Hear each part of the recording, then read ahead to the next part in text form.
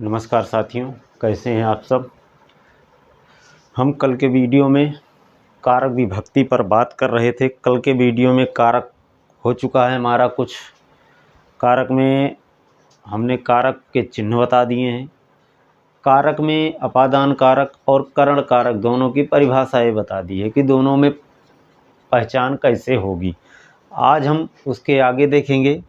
आइए शुरुआत करते हैं अपने चैप्टर की। आज हमें क्या पढ़ना है, कैसे प्रश्न आते हैं, इसको देखेंगे यहाँ से। तो आइए हम शुरू करते हैं अपना। कारक की पहचान बात कर रहे थे। कारक की पहचान इसी पर बात कर रहे थे। तो इसकी पहचान कैसे करते हैं, तो पहले चीज़ तो दोनों में दो जो दिक्कत वाले थे दोनों को समझा दिया हूँ। एक अपादान कारक और दूसरा करण कारक। करण से और अपादान से दोनों में से विभक्ति का प्रयोग होता है, लेकिन अपादान में अलगाव के लिए प्रयोग किया जाता है। जो जब किसी चीज़ को, किसी वस्तु, किसी व्यक्ति, किसी स्थान से कोई चीज़ अलग हो रहा हो तो अपादान कारक में वहाँ पे से का प्रयोग करते हैं। लेकिन अलगाव के लिए इस बात का ध्यान रखना होगा कि जो भी अपादान होगा वो किस में होगा, तो जो वस्तु, व्यक्ति, स्थान स्थिर रहेगा उसी में, ठीक है। अलग होने वाले में अपादान कारक नहीं होगा। तो आइए कारक की पहचान में अब देखते हैं। कर्ता। कर्ता किसे कहते हैं, तो क्रिया को संपन्न करने वाला जो होता है, क्रिया को संपन्न करने वाला।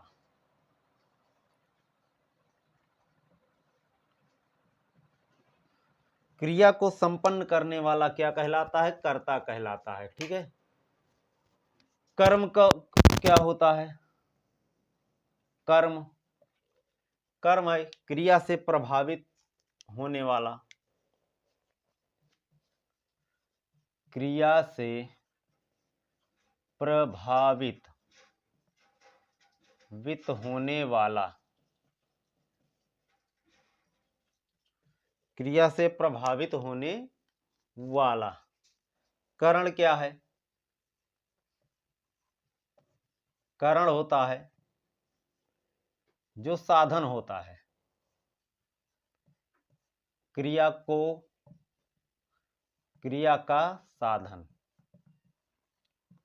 अर्थात क्रिया जिस साधन से पूरी की जा रही है उसे हम करण कहते हैं। इसके बाद संप्रदान। संप्रदान अर्थात किसी को कुछ देना, जिसे कुछ प्रदान किया जाए, जिसके लिए क्रिया संपन्न की जाए।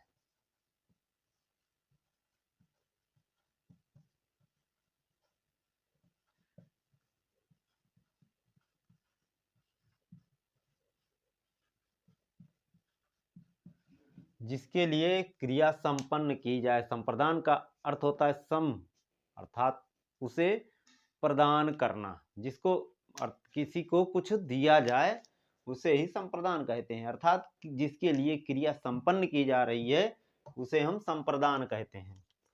अपादान।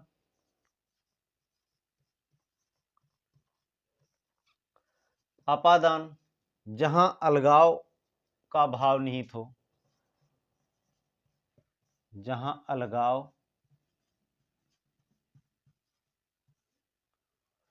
का भाव निहित हो, ठीक है। याद रखना, अलगाव स्थिर वस्तु में ही जो है अपादान कारक होगा। इसके बाद संबंध कारक। संबंध कारक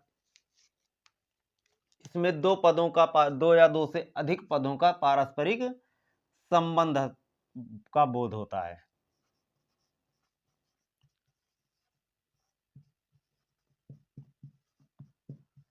लिख लीजिए, 2 या 2 से अधिक पदों का पारस्परिक संबंध का बोध या पारस्परिक संबंध बताया जाता है। ठीक है, संबंध कारक कहते हैं।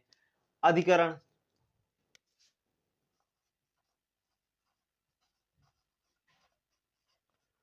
अधिकरण क्या है तो इसको भी लिख लीजिए, जो क्रिया के आधार का बोध कराए। इसमें आधार का बोध होता है अधिकरण में, जो क्रिया के आधार का बोध कराए, इसे हम अधिकरण कहते हैं। ठीक है, अधिकरण के बाद संबोधन,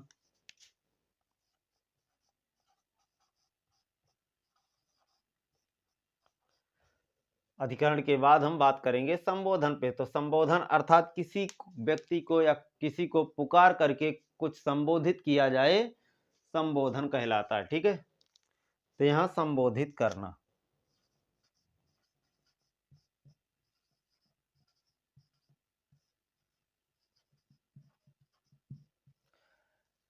तो ये हो गई इसकी पहचान। अब इसी से आपको पहचानना है। कर्म, कर्ता, क्रिया को संपन्न करने वाला जो होगा, कर्ता अपने आप में अलग ही पहचान बना के रखता है, हर व्यक्ति जान लेता है। कर्म को भी हर व्यक्ति जान लेता है, जिससे वो प्रभावित हो। क्रिया से जो भी व्यक्ति प्रभावित होने वाला होगा, जो भी चीज प्रभावित होगी वो ही कर्म होगी। करण, क्रिया किस साधन से पूरी की जा रही है, वो करण होगी। ठीक है, संप्रदान, जिसके लिए क्रिया जो है संपन्न की जा रही है, संप्रदान कहलाता है। अपादान, जहां अलगाव का भाव आए उसे अपादान कहते हैं। संबंध में संबंध का बोध होता है। ठीक है, अधिकरण में आधार का पता लगता है, अर्थात जो क्रिया के आधार का बोध कराती है, अधिकरण होता है। संबोधन, किसी को बुलाना, पुकार, चिल्लाना, ठीक है, संबोधन के अंतर्गत आते हैं। तो इसका स्क्रीनशॉट आप लोग ले लीजिए, इसको मैं मिटाता हूं। इसके बाद अब हम बात करेंगे प्रश्नों पर कि किस प्रकार प्रश्न आते हैं।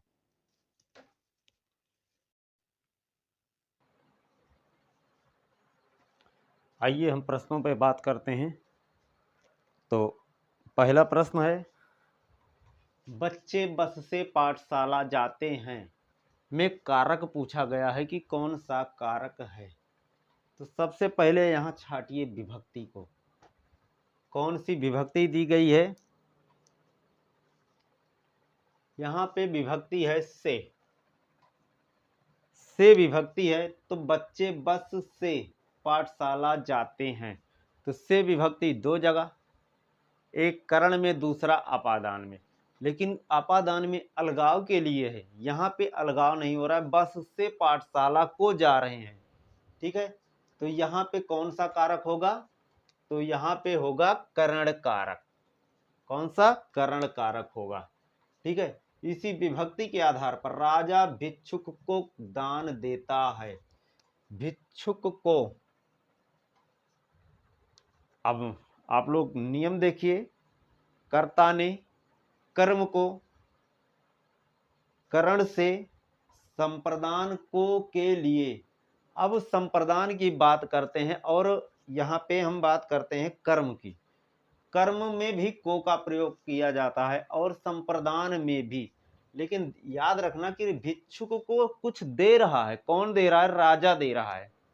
तो यहाँ दान की बात हो रही है, तो यहाँ पे कौन सी विभक्ति है, को है, तो यहाँ पे कौन सा कारक होगा, तो ध्यान रखना यहाँ पे संप्रदान कारक होगा। ठीक है, इसी प्रकार राजा सेवक को कंबल देता है। यहां भी वही बात, को विभक्ति का प्रयोग। जब को विभक्ति का प्रयोग देने की बात कर रहा है, तो याद रखना यहां पे भी संप्रदान कारक ही होगा। अगला प्रश्न है, वह अगले साल आएगा। वह अगले साल आएगा में कौन सा कारक है, अपादान, संबंध, अधिकरण, और ऑप्शन नंबर डी है कर्म कारक। प्रश्न नंबर चौथा है,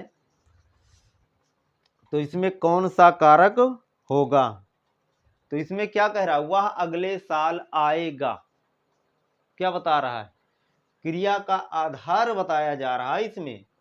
ठीक है, आएगा, कब आएगा, अगले साल आएगा, अर्थात क्रिया क्या है, आने की क्रिया है। इस क्रिया का आधार बताया जा रहा है इसमें कि वो अगले साल आएगा। तो इसमें कौन सा कौन सा कारक होगा? तो याद रखना, जहां पे क्रिया का आधार बताया जाए या में पर का प्रयोग किया जाए, अगले साल आएगा, ना तो यहाँ पे में का प्रयोग है और ना ही पर का प्रयोग है, लेकिन फिर भी आएगा अगले साल। कौन आएगा? वह आएगा। यहाँ पे क्रिया का आधार बताया जा रहा है, तो कौन सा कारक होगा? चौथे में अधिकरण कारक हो जाएगा। ठीक है, अधिकरण कारक। तो इसी प्रकार आप लोग पहचान कीजिए। जब आप लोग पहले चीज तो कारक और कारक चिन्ह पता होने चाहिए सबका। उसके बाद जो वाक्य दिया गया है वो कह क्या रहा है, इस पर विचार कीजिए। यदि विभक्ति से समझ में नहीं आती तो जैसे चौथा है, वह अगले साल, चलो इन तीनों में तो विभक्ति दे दिया गया है, पहले में से है, दूसरे में को है, तीसरे में को है, चौथे में कोई विभक्ति नहीं दिखाई दे रही है, वह अगले साल आएगा। तो इसमें अब पहचान करना है कि इसमें वाक्य बता क्या रहा है।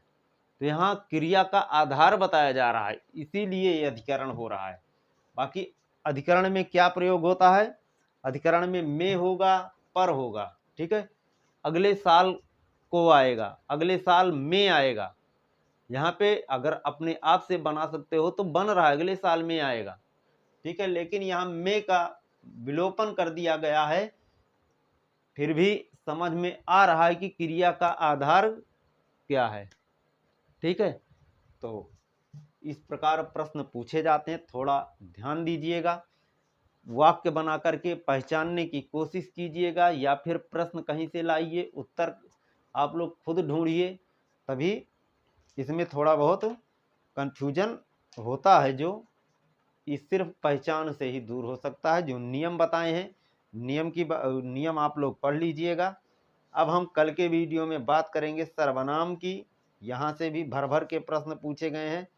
विशेषण, सर्वनाम, विशेषण के बाद फिर बात करेंगे क्रिया की, क्रिया के बाद काल, काल के बाद फिर हम धीरे धीरे एक बहुत महत्वपूर्ण चैप्टर आने वाला है, अव्यय, उसके बाद प्रत्यय, उपसर्ग, संधि। ये सब एग्जाम में, हर एक एग्जाम में पूछे जाते हैं।